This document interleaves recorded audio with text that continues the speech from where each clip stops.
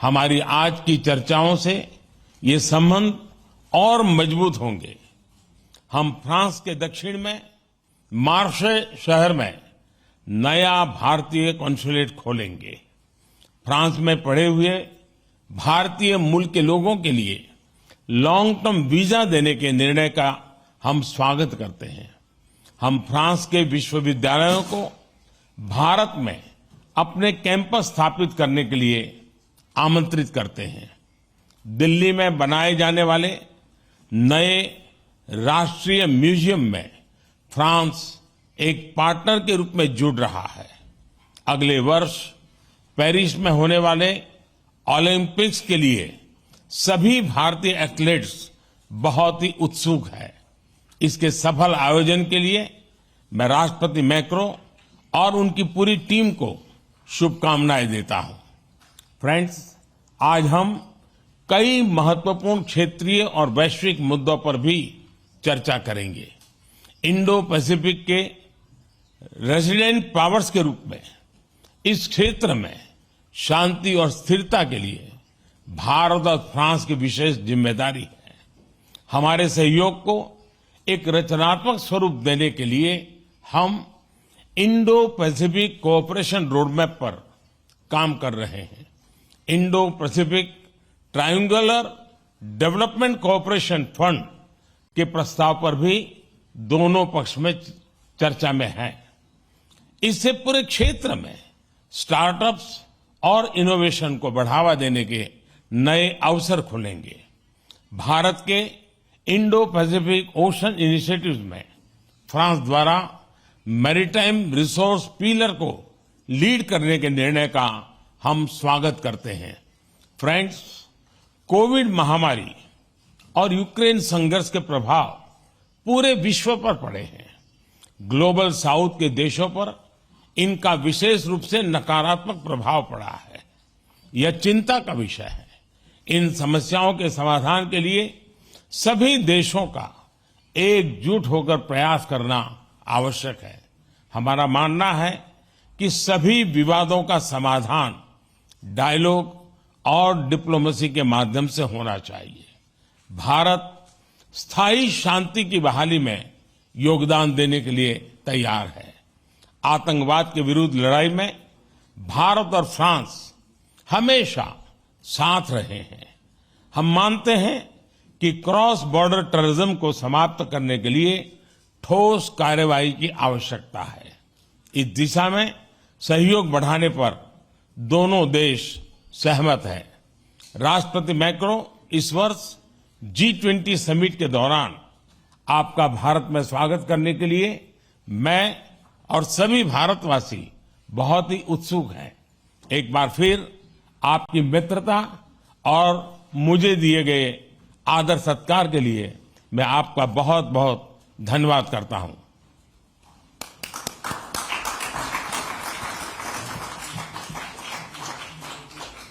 तस्वीरें आपके सामने प्रधानमंत्री का एलसी पैलेस में। ये देखिए किस तरीके से वहां पर दोनों के बीच में जॉइंट प्रेस कॉन्फ्रेंस।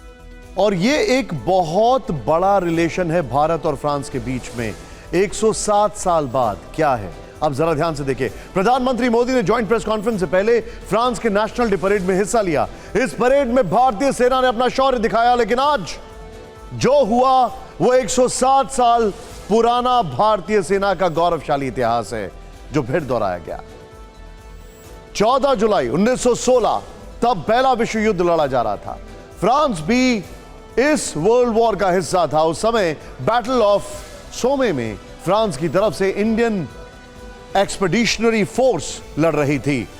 उसी वक्त की ये फोटो है जिसमें एक महिला सिख अधिकारी को फूल देकर हौसला अफजाई कर रही है। तब ये भारतीय जवान पेरिस की परेड में शामिल हुए थे। ये तस्वीर पीएम मोदी को फ्रांस के राष्ट्रपति ने गिफ्ट की है और 107 साल बाद पेरिस की परेड में आज फिर इतिहास दोहराया गया है। कुछ वैसी ही तस्वीर फिर देखिए। पंजाब रेजिमेंट के जवान का उसी तरह एक महिला ने बैज लगाकर सम्मान किया। यह तस्वीर बताती है भारत और फ्रांस का रिश्ता कितना गहरा है।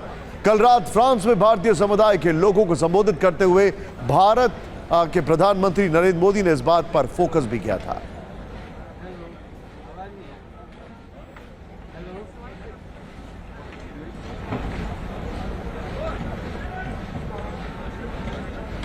साल पहले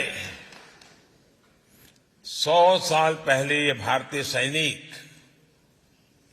फ्रांस के गौरव की रक्षा करते हुए, अपना कर्तव्य निभाते हुए फ्रांस की धरती पर शहीद हुए थे। जिन रेजिमेंट से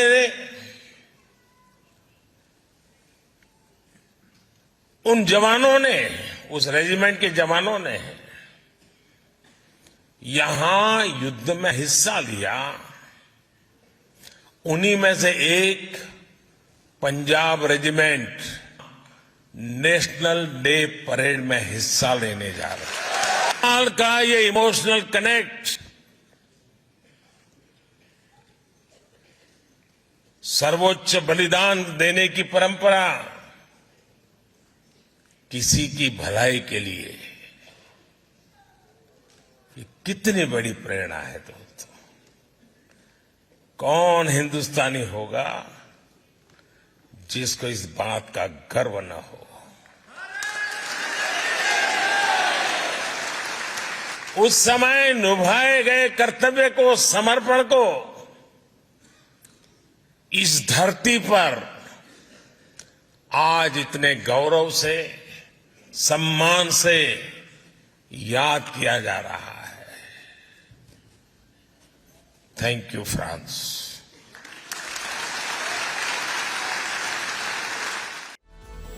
क्या आप जानते हैं कि भारत और फ्रांस का रिश्ता जो है वो इतना गहरा है कि फ्रांस भारत का दूसरा सबसे बड़ा डिफेंस पार्टनर है और आत्मनिर्भर भारत में फ्रांस का एक बहुत बड़ा रोल हो सकता है। प्रधानमंत्री नरेंद्र मोदी इस वक्त फ्रांस में। आज फ्रांस का नेशनल डे है और इसी दिन पेरिस में बैस्टिल डे परेड निकाली जाती है। प्रधानमंत्री मोदी इसी परेड में मुख्य अतिथि बने। यह मौका 14 साल बाद आया जब भारत के प्रधानमंत्री को चीफ गेस्ट बनाया गया।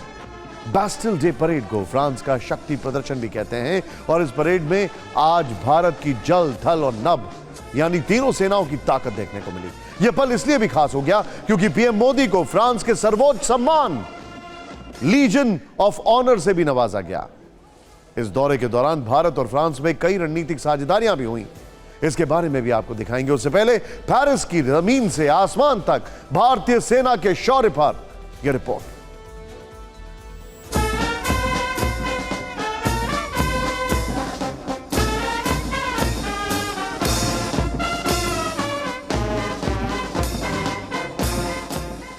भारत के लिए यह गौरव का पल था। हमारे जवानों ने बता दिया कि जमीन पर कोई भी उनकी जांबाजी को चुनौती नहीं दे सकता है।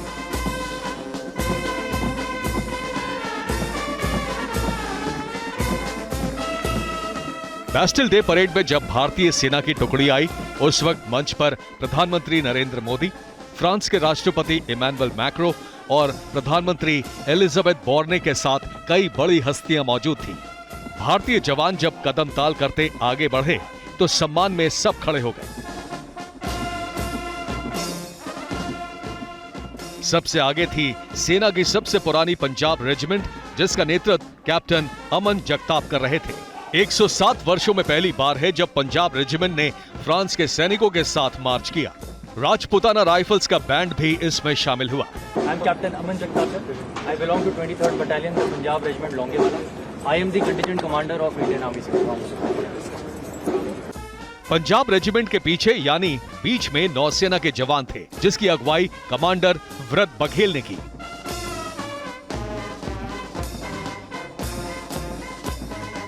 वायुसेना का नेतृत्व स्क्वाड्रन लीडर सिंधु रेड्डी ने किया। पेरिस के आसमान में जब राफेल फाइटर जेट उड़े तो सब टकटकी लगाकर देखते रहे। ये लड़ाकू विमान फ्रांस में ही बना है, जो अब भारतीय वायुसेना की शान बढ़ा रहा है।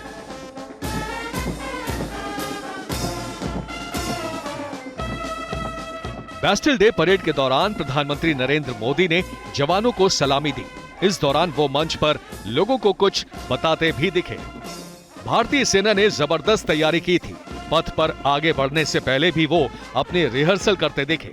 प्रधानमंत्री मोदी के चीफ गेस्ट बनने से उनके अंदर काफी जोश दिखा।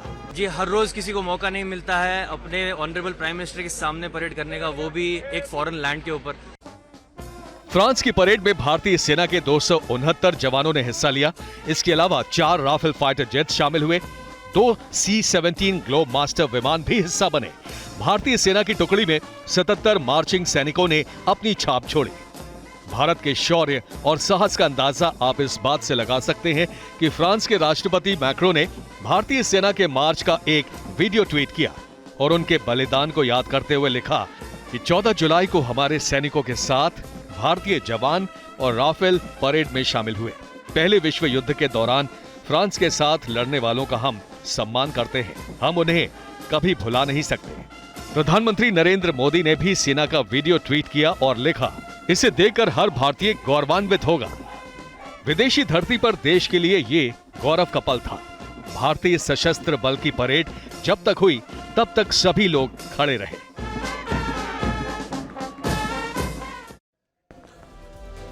एक बड़ी बात यह है कि फ्रांस और भारत के बीच में जो रिश्ता है ये नया नहीं है। भारत के सबसे मजबूत स्ट्रैटेजिक पार्टनर्स में से फ्रांस हमेशा रहा है और दोनों के कॉमन इंटरेस्ट एक रहे हैं।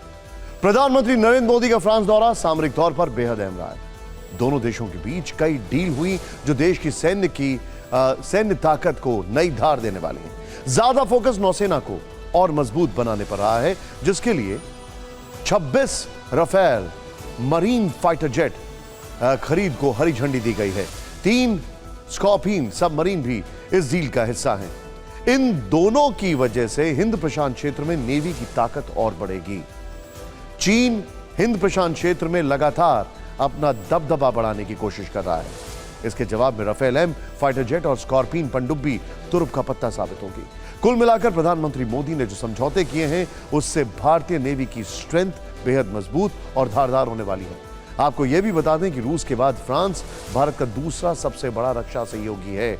और एक इंटरेस्टिंग फैक्ट आपको बताना चाहेंगे, जिस वक्त यह बातचीत चल रही है तो दूसरी तरफ इस देश के विदेश मंत्री एस जयशंकर ने थोड़ी देर पहले चीन के फॉर्मर विदेश मंत्री और अभी के राजनयिक वांग यी से मुलाकात की है। काफी बातचीत वहां पर भी हुई है। फ्रांस से पहले पिछले महीने 21 जून को प्रधानमंत्री अमेरिका में थे और वहां भी उनका सबसे ज्यादा जोर डिफेंस सेक्टर पर था।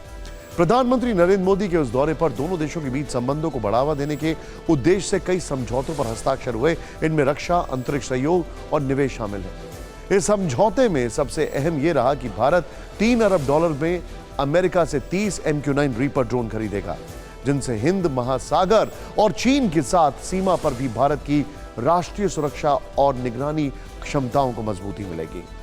अमेरिकी कंपनी GE भारतीय वायुसेना के लिए लड़ाकू विमान के इंजन भारत में ही बनाएगी। इनमें इंजन बनाने की टेक्नोलॉजी को ट्रांसफर करना भी शामिल है, जो बहुत बड़ी उपलब्धि है।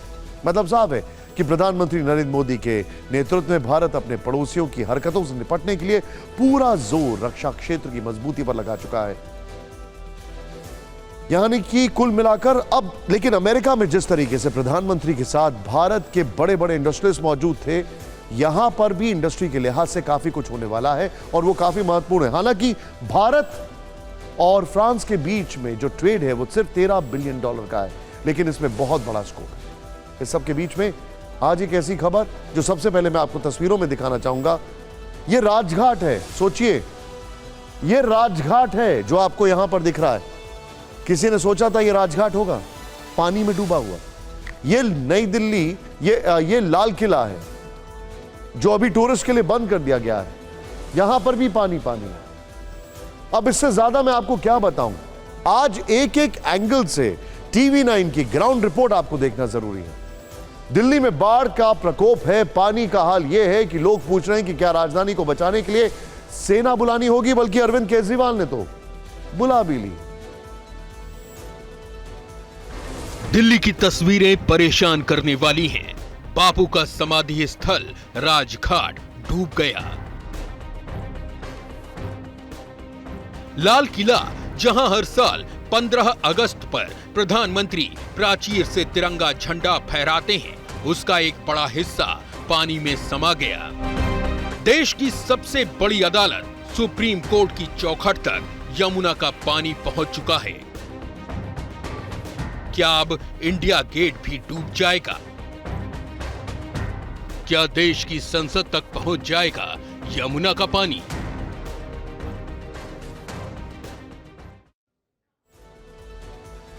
दिक्कत इस बात की है कि पानी निकालने के जो रास्ते हैं उन पर भी चोट हो गई है। तो अब ये पानी कब तक रहेगा? अगर और नहीं आएगा तो ये जो जमा है ये कब तक रहेगा? आज दिल्ली के लिए फिक्र जरूरी है। पिछले 3 दिन से लगातार राजधानी में यमुना नदी का कोहराम देखने को मिल रहा है। आज की बात करें तो कुछ इलाकों में पानी घटा जरूर है। केंद्रीय जल आयोग ने जल स्तर में और कमी आने की संभावना जताई है, लेकिन इसके बावजूद कई निचले इलाकों में बाढ़ बरकरार है। तस्वीरें देखिए अब आप।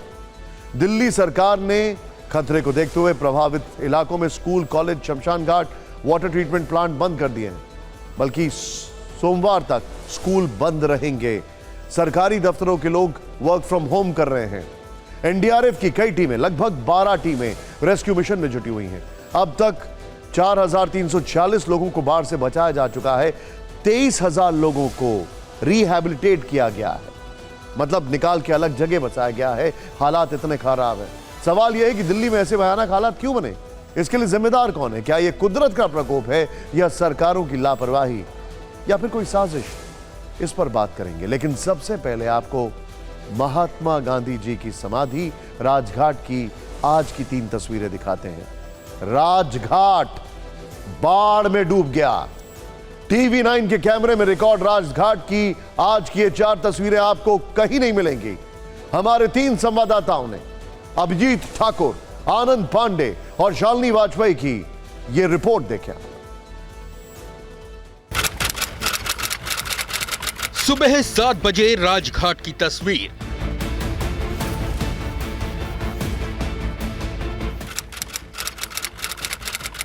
बाढ़ में नेम प्लेट साफ दिख रही थी।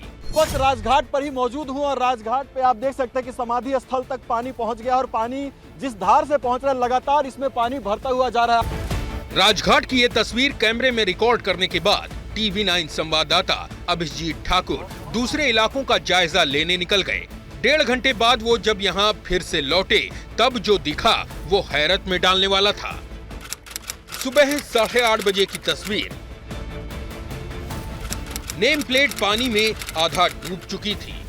ये आप देख सकते हैं जो लिखा हुआ है वो भी अब डूबने लग गया है यहाँ पर। तो पानी का जो स्तर है आप देख सकते हैं कि मैं यहाँ पर मौजूद हूँ तो कमर तक पानी है। अब टीवी 9 की टीम के सामने एक ही सवाल था, क्या राजघाट इस बार यमुना के प्रकोप से बच नहीं पाएगा? ये जानने समझने के लिए ठीक 1 घंटे बाद टीवी 9 संवाददाता शालिनी वाजपेयी यहाँ पहुंच गई। सुबह 9:30 बजे की तस्वीर। राजघाट पूरी तरह डूबा दिखा। सिर्फ महात्मा गांधी लिखा हुआ दिख रहा है। सुबह 7 बजे तक ये पूरा दिख रहा था, धीरे धीरे 8:30 बजे तक आधा दिखा। उसके बाद देखिए पूरी तरह से जहाँ राजघाट लिखा था पूरा कुछ भी अब नजर नहीं आ रहा होगा, सब कुछ पानी में डूब चुका है। राजघाट में बापू की समाधि है। यहाँ प्रधानमंत्री से लेकर मुख्यमंत्री तक समाधि स्थल पर पुष्प अर्पित करने आते हैं, बापू को नमन करते हैं। लेकिन यही राजघाट यमुना की बाढ़ में डूब चुका है। आज कहा यह भी गया कि राजधानी के कई इलाकों में पानी अब घट रहा है, लेकिन शाम के वक्त तक हालात जस के तस थे। तस्वीरें भयावह हैं और चिंतित करती है। राजघाट की ये तस्वीरें परेशान करने वाली हैं। बापू की समाधि स्थल को पूरी तरह बंद कर दिया गया है। यहां बापू के अलावा वीर भूमि, शांतिवन, विजय घाट और सदैव अटल समाधि भी पूरी तरह पानी में समाई है। इस पूरे इलाके को बैरिकेडिंग लगाकर बंद कर दिया गया है। आज खबर यह भी आई है कि दिल्ली पुलिस एक बोट लेकर राजघाट के अंदर गई। वहां सीआईएसएफ के कुछ जवानों के फंसे होने की सूचना मिली थी। ये तस्वीरें वहीं की हैं। वो यहां ड्यूटी पर थे, उनको रेस्क्यू किया गया। उनके पास कुछ डॉक्यूमेंट्स भी थे। ये ग्राउंड रिपोर्ट बताती है कि स्थिति जल्द सुधरने वाली नहीं है। यही हाल सिविल लाइंस का भी है। दिल्ली का बेहद पॉश इलाका है, करोड़ों के मकान है, यहां पर आलीशान गाड़ियां हैं, विधानसभा भी है, मुख्यमंत्री आवास भी है, मंत्रियों के बंगले भी हैं, अमीर लोगों की रिहाइश है। और हमारी टीम को यह भी पता चला कि कई लोग खुद अपने बंगले से चले गए हैं और अपने हाउस हेल्प को घर में छोड़ गए हैं। दिल्ली के ऐसे ही एक आलीशान बंगले की ये सच्ची कहानी भी आपको जरूर देखनी चाहिए।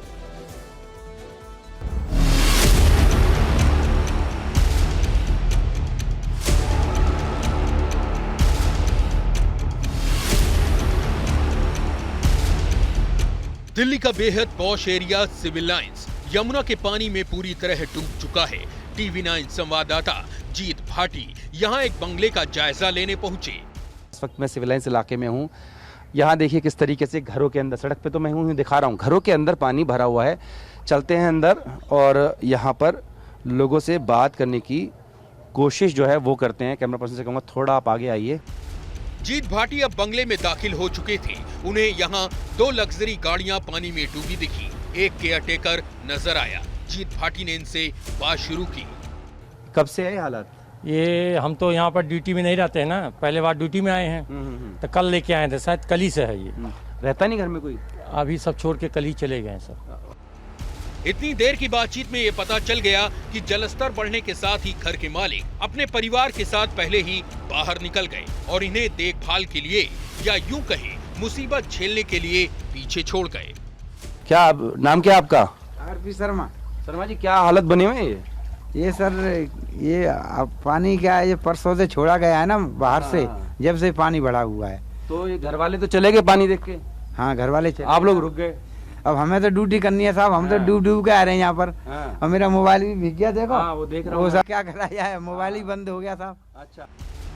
सिविल लाइंस इलाके में ऐसे एक नहीं कई बंगले हैं। वहाँ ऐसी कई परेशान करने वाली कहानियां हैं। ऐसे कई केयरटेकर हैं जो अपने मालिक को कोस रहे हैं, कहने को मजबूर हैं कि अमीरों के लिए गरीब की जिंदगी की कोई कीमत नहीं। जीत भाटी, टीवी 9 भारतवर्ष, दिल्ली। सोचिए, वहां से पानी छोड़ा गया और यहां के पॉश इलाकों से लोगों ने अपने बंगलों को छोड़ दिया। दिल्ली का एक बड़ा हिस्सा डूब चुका है। डीआईजी जो है एनडीआरएफ के, उनका कहना है कि दिल्ली के 6 जिले बाढ़ से प्रभावित हैं। लाल किले से लेकर सुप्रीम कोर्ट तक पानी पानी है।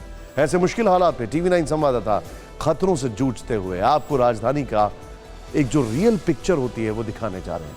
कहीं बोट पर सवार होकर, कहीं ट्रैक्टर पर बैठकर बाढ़ के बीच रिपोर्टिंग कर रहे हैं।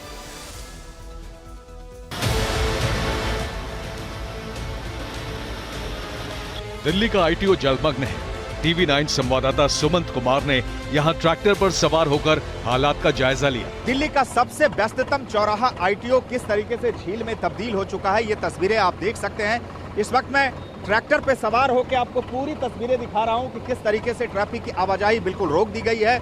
अगर आप आईटीओ से लक्ष्मी नगर की तरफ जा रहे हैं तो ये रास्ता बंद है। और ये तस्वीरें देखिए, जो लक्ष्मी नगर से आईटीओ होते हुए नई दिल्ली की तरफ जाने वाली जो सड़क है, किस तरीके से कई किलोमीटर लंबा जाम लग चुका है। आईटीओ के सामने जितने भी ऑफिसेज हैं, ये सामने अगर आप देखें तो ये बस स्टॉप है। देखिए किस तरीके से यहाँ पानी भर गया है। आईटीओ में आयकर विभाग का दफ्तर है, दिल्ली पुलिस का मुख्यालय है, ऐसे कई और अहम ऑफिसेस हैं, सब बंद पड़े हैं। यहाँ से राजघाट जाने वाला रास्ता बंद है। राजघाट के बिल्कुल पास लाल किले का हाल बदतर है।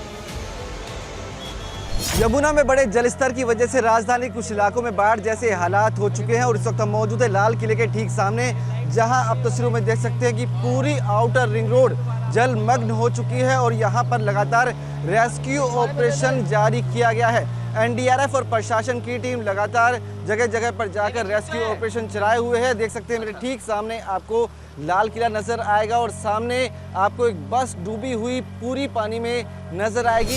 राजघाट और लाल किला ही नहीं बल्कि यमुना का पानी देश की सर्वोच्च अदालत की चौखट तक भी जा पहुंचा है। इस वक्त हम दिल्ली के सुप्रीम कोर्ट के नजदीक मौजूद हैं और आप देख सकते हैं कि यहाँ धीरे धीरे जलभराव की स्थिति जो है वो बननी शुरू हो गई है। हालांकि तमाम जो वहाँ पर मजदूर हैं और विभाग के अधिकारी हैं, इरिगेशन डिपार्टमेंट की बात करें या फ्लड डिपार्टमेंट की बात करें, वो लगातार लगे हुए हैं कि किसी तरह से वहाँ से पानी के रिसाव को रोका जा सके। पानी का रिसाव रेगुलेटर डैमेज होने के कारण हो रहा है, उसकी वजह से पानी शहर की तरफ बढ़ता जा रहा है। तो सुप्रीम कोर्ट के दहलीज तक पानी की दस्तक जो है वो अब यमुना के बाढ़ के पानी की दस्तक जो है वो पहुँच रही है। और इस सब के बीच में जो मेरे पास जानकारी आ रही है उसके मुताबिक बाढ़ के बीच रेस्क्यू ऑपरेशन का काम युद्ध स्तर पर जारी है। एनडीआरएफ की 16 टीमें, मैं करेक्ट करना चाहूंगा, मैंने 12 बोला था, 16 टीमों के साथ एसडीआरएफ और दिल्ली पुलिस के जवान लगातार जिंदगी बचाने के अभियान में जुटे हैं। आज करीब 955 लोगों को बाढ़ से बचाया गया है।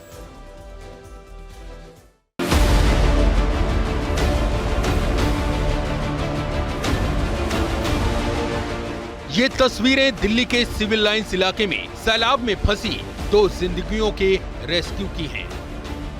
7 से 8 फीट तक पानी भरने के लिए 2 युवक लहरों में फंस गए और बाढ़ का पानी उनकी गर्दन तक आ गया। इसके बाद दिल्ली पुलिस के 2 जवानों ने रस्सी की मदद से उन्हें बाहर निकाला। दिल्ली पुलिस के 2 जवान आप देख सकते हैं, इस तरीके से जो रस्सी है उसे बांधकर जो लोग अंदर फंसे हुए हैं उन तक यहाँ पर पहुँचाया जा रहा है ताकि जो लोग हैं वो बाहर आ सके। दिल्ली के अलग अलग इलाकों में एनडीआरएफ के जवान रेस्क्यू ऑपरेशन में जुटे हैं। शास्त्री पार्क इलाके में कुछ लोगों और मवेशियों के फंसे होने की सूचना मिली, जिसके बाद बोट्स के जरिए उन्हें बाहर निकाला गया। 5 से 6 फुट ये पानी होगा और इसमें से निकाला जा रहा है। TV9 भारतवर्ष की टीम जो है वो भी मौजूद है इस बोट पे अभी हमारे साथ, जहां एक तरफ एनडीआरएफ के सदस्य हैं वहीं साथ में गौरक्षक दल के भी हैं, जो देखिए किस तरीके से कितनी मेहनत लग रही है एक एक जान को खतरे से बाहर निकालने में। देखिए इंसानों के साथ साथ जानवरों को बचाने की भी जंग जारी है। मयूर विहार के निचले इलाकों में भी नावों के जरिए उन्हें रेस्क्यू किया जा रहा है। टीआरएफ की टीम है वो एनजीओस के साथ मिलके इन डॉग्स को रेस्क्यू करने का काम यमुना के बीचों बीच से कर रहे हैं। ये डॉग्स जो है तमाम डरे हुए सहमे हुए पानी में तैर रहे थे, लेकिन जो है पूरी कोशिशों के बाद इन डॉग्स को अब रेस्क्यू किया गया है। अगर आने वाले दिनों में यमुना के जलस्तर में कमी नहीं आई तो दिल्ली वालों की मुसीबत और बढ़ सकती है। दिल्ली का हाल खराब है और यकीनन इसमें वक्त लगेगा सुधरने में। दिल्ली की बाढ़ पर राजनीति की लहरें भी उफान मारने लगी हैं। आप सांसद संजय सिंह ने सैलाब को केंद्र की साजिश बताया। उधर संकट के हालात में भी एलजी और केजरीवाल सरकार की तकरार ऑन कैमरा दिखाई दी।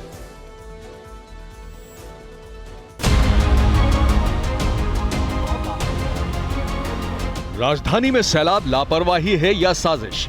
आम आदमी पार्टी के सांसद संजय सिंह की तरफ से ट्वीट किए गए वीडियो ने यह सवाल खड़ा कर दिया है। वीडियो ट्वीट करने के साथ उन्होंने बाढ़ को केंद्र की साजिश करार दिया है।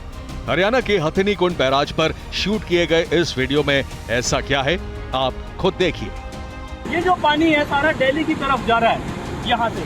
साथ ही मैं आपको दिखाऊंगा कि यहाँ पे इससे एक पानी और डाइवर्ट किया जा सकता है। ये जो पानी है ये यूपी की साइड कानपुर साइड एक नहर जाती है, तो उसमें ये डाइवर्ट किया जा सकता है। सारा पानी दिल्ली की तरफ जा रहा है। संजय सिंह के आरोपों पर TV9 भारतवर्ष संवाददाता तिलक भारद्वाज ने हथनी कुंड बैराज पर इंचार्ज से बात की।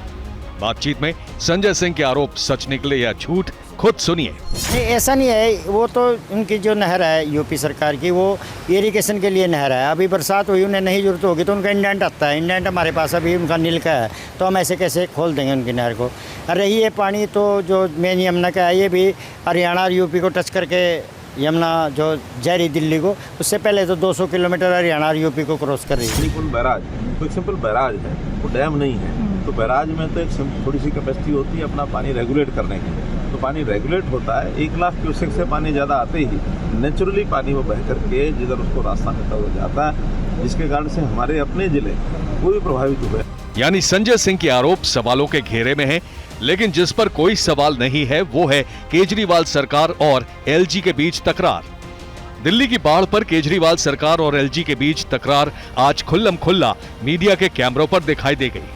छोटा सा सर, रात को भी मैंने कई ऑफिसर से स्पेसिफिकली रिक्वेस्ट की कि एनडीआरएफ को बुलाइए, बट सर वो माने नहीं रात को। अब आई है एनडीआरएफ, थैंक यू है, बट सर रात को आ जाती तो बेहतर हो जाता सर। अश्विनी जी को मैंने कहा, ग्रुप पे लिखा, सीएस साहब भी थे उस पे सर, थोड़ी सी मदद हो जाती सर। मैं सौरभ जी ये कहना चाहूँगा कि ये समय नहीं है कि हम किसी के ऊपर ब्लेम करें या कुछ और टिप्पणी करें। इस वक्त हमें टीम वर्क करने की ज़रूरत है। कहने के लिए मैं भी बहुत सारी चीज़ें कह सकता हूँ, लेकिन उसकी ज़रूरत नहीं है।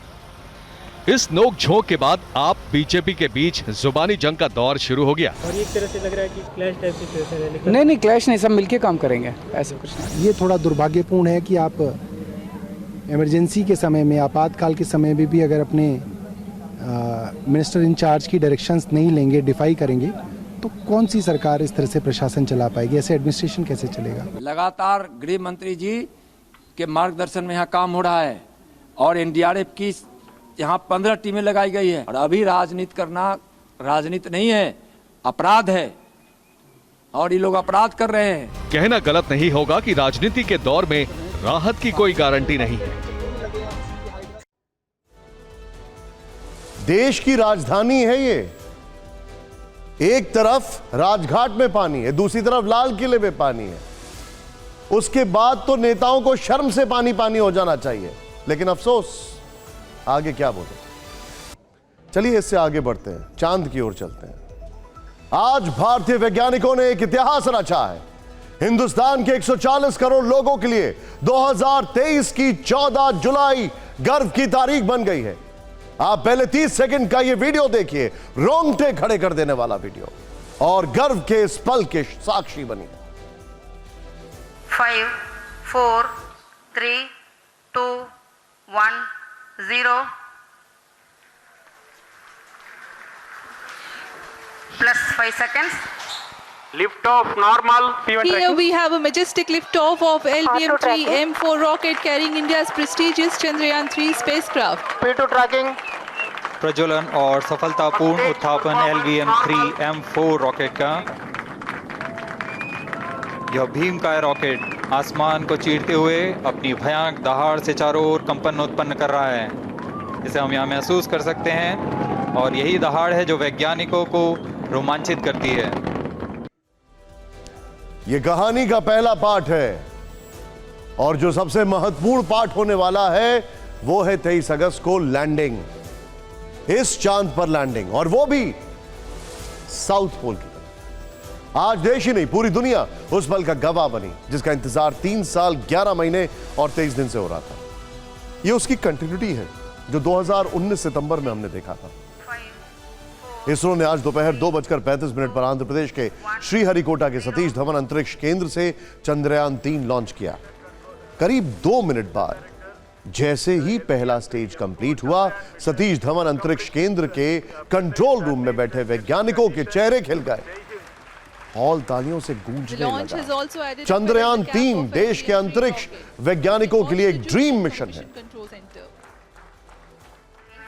8, 7, 6, 5, 4, 3, 2, 1, 0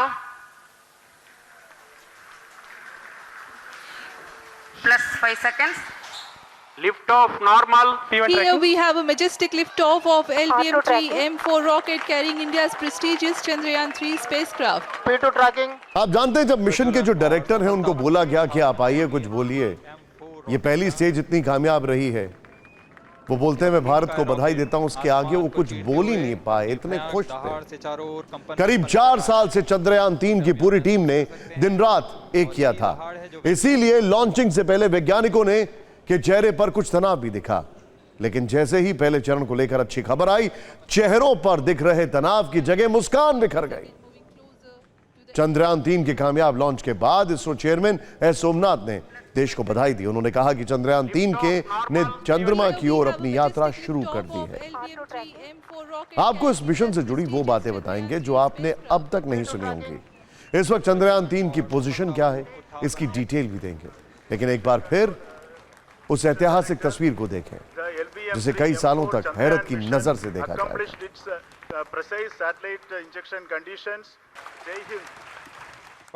9, 8, 7, 6, 5, 4, 3, 2, 1, 0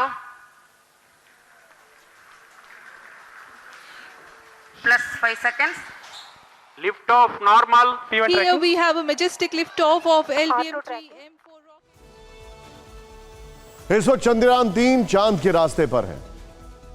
अभी तक सब कुछ चंद्रयान 3 मिशन में लगी टीम द्वारा तय प्लान के हिसाब से चल रहा है। इसरो की शक्तिशाली LVM-3 M4 रॉकेट तेजी से चंद्रमा की तरफ बढ़ रहा है। यही बाहुबली रॉकेट चंद्रयान 3 को चांद की तरफ ले जा रहा है। इसरो के मुताबिक अभी तक सभी सिस्टम नॉर्मल है। अब इसरो के लिए अगले 2 महीने बेहद अहम है। इसरो चेयरमैन एस सोमनाथ के मुताबिक अगर सब कुछ ठीक रहा तो चंद्रयान 23 अगस्त की शाम 5:47 पर चंद्रमा के साउथ पोल पर लैंड करेगा। चुनौती जो है वो है सॉफ्ट लैंडिंग की। सॉफ्ट लैंडिंग जरूरी है। जो 2019 सितंबर में नहीं हो पाया वो थी सॉफ्ट लैंडिंग। आज लॉन्च के 16 मिनट बाद करीब करीब 180 किलोमीटर की ऊंचाई पर चंद्रयान 3 रॉकेट से अलग हो गया। अब अलग अलग स्टेजेस हैं। आज का दिन उन भारतीय वैज्ञानिकों की मेहनत को सम्मान देने का भी है जिन्होंने अपने दिन रात चंद्रयान 3 मिशन के लिए खपाए हैं। वैसे तो इस मिशन से सैकड़ों साइंटिस्ट जुड़े थे, एक लंबी टीम थी, लेकिन चंद्रयान 3 मिशन को जो 3 बड़े चेहरे लीड कर रहे थे, आज देशवासियों को जानना चाहिए कि वो कौन है। सबसे पहला नाम है सोमनाथ का, जो इसरो के चेयरपर्सन है। इसरो की कमान संभालने के बाद सोमनाथ ने चंद्रयान 3 मिशन को रफ्तार दी। दूसरा चेहरा चंद्रयान 3 के मिशन डायरेक्टर मोहन कुमार का, जो आज कुछ बोल ही नहीं पाए। इनकी आंखें भर आई। इन पर ऑपरेशन से जुड़ी सभी जिम्मेदारी थी। तीसरा नाम पी वीर मुथुवेल का है, जो चंद्रयान 3 के डायरेक्टर हैं। आज जब पूरा देश चंद्रयान 3 की बात कर रहा है, ऐसे में हम आपको इसरो के उन वैज्ञानिकों की बात सुनवाना चाहते हैं जिनके लिए आज का दिन एक बहुत इमोशनल दिन था। चंद्रयान 3 के मिशन डायरेक्टर मोहन कुमार तो इतने भावुक हो गए कि अपनी बात पूरी नहीं कर पाए। 3, 2, 1, 0।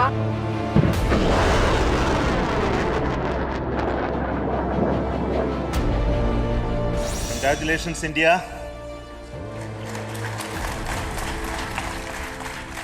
Chandrayaan 3 has started its journey towards moon. Our journey to moon has begun now for the most awaited soft landing.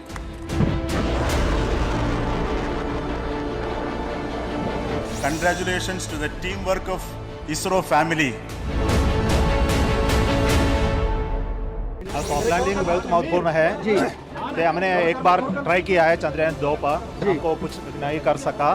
जो प्रॉब्लम था वो सब करके जी, और हमारे लैंडर को अधिक बढ़वा बनाया है। तो इसी बार हम सक्सेस ही चाहिए हमको। Very exciting mission today we had, and the injection accuracy is so excellent that the Chandrayaan spacecraft is injected into the precise orbit. इस बार हमारा कॉन्फिडेंस बहुत ज़्यादा है। It is indeed a moment of glory for India and a moment of destiny for all of us over here at Sriharikota who are a part of the history in making.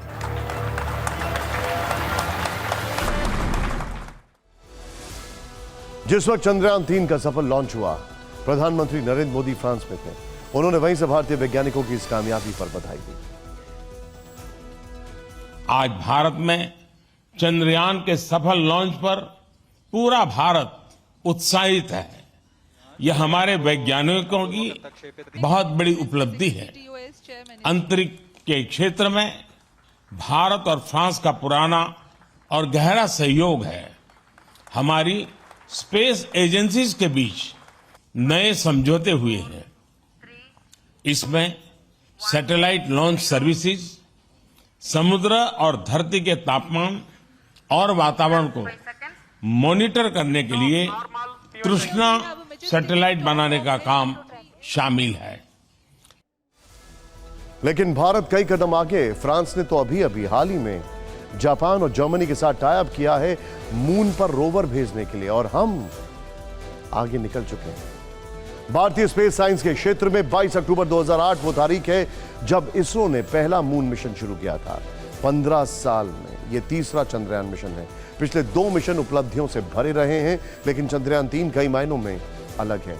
आखिर इस mission में ऐसा क्या है जिस पर हर भारतवासी को गर्व होना चाहिए? आइए इसे समझते हैं।